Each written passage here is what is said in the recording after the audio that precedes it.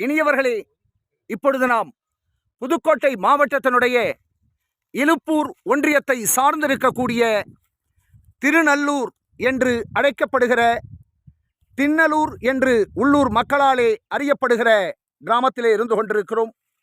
மிகவும் பிரசித்தி பெற்ற ஜல்லிக்கட்டு நடைபெறுகிற மிகச்சிறந்த சிறப்பான கிராமங்களிலே ஒன்றாக இருந்து கொண்டிருக்கிற இந்த திருநல்லூர் என்கிற தென்னலூர் கிராமத்தில் சற்றொப்ப 1000 ஆண்டுகளுக்கும் முற்பட்ட கிபி 10ஆம் நூற்றாண்டைச் சேர்ந்ததாக கருதப்படுகிற சமண அருக திருமேனி ஒன்று இங்கே இருப்பதை காட்சிப்படுத்துவதற்காக நாம் வருகை தந்திருக்கிறோம்.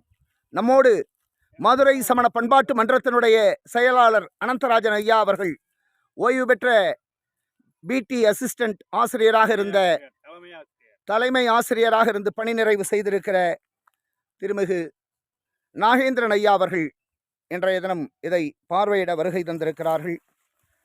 மிகச்சிறப்பாக அருகருக்கு வேறெங்கும் இல்லாத வகையில் நீண்ட காதுகளோடு அவர் காட்சி தருகிற ஒரு அற்புதத்தை காணுகிறோம். முகத்திலே சற்று சிதைவுகள் ஏற்பட்டிருக்கின்றன. எந்த விதமான ஜோடனைகளும் இல்லாமல் முக்குடை போன்ற எந்த விதமான கூடுதலான சிறப்புகளும் இல்லாமல் இயல்பாகவே அர்த்த பரியங்காசன கோலத்திலே இருந்து கொண்டிருக்கிற இந்த அருகர் சற்றொப்ப 8-9ஆம் நூற்றாண்டுகளை சேர்ந்ததாக உறுதியாக சொல்லத்தக்க வகையிலே இருந்து கொண்டிருக்கிறது.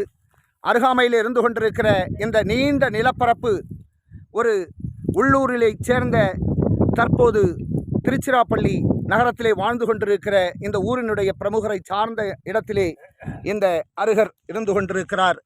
வாய்ப்புகள் கிடைக்கிற பொழுது விராலிமலைக்கு மிக அருகாமையிலே சற்றொப்ப ஒரு 7-8 கிலோமீட்டர் தூரத்திலே இருந்து கொண்டிருக்கிற புதுக்கோட்டை நோக்கி செல்லுகிற இலுப்பூர் கீரனூர் சாலையிலே அமைந்திருக்கக்கூடிய தின்னலூர் கிராமத்தினுடைய இந்த அருகர் தொன்மையான தமிழ் சமணத்தினுடைய சான்றாவணமாக இருந்து கொண்டிருப்பவர்.